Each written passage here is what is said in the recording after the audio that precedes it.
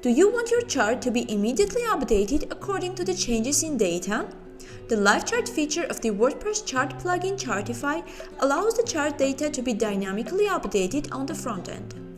To use the Live Chart feature, you need the WordPress chart plugin Chartify. Click on All Charts and choose any chart you have already created, or click on the Add New button. Then, in the Settings tab, you can find the Live Chart feature. By enabling it, your chart data will be periodically updated once in 3 seconds. Specify the time interval to update the chart data. Remember that the minimum interval must be 3000 milliseconds, which is equal to 3 seconds.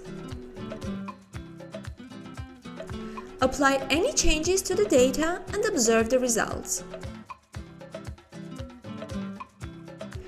As you can see, the chart is updated immediately and the changes are visible on the front end without refreshing the page.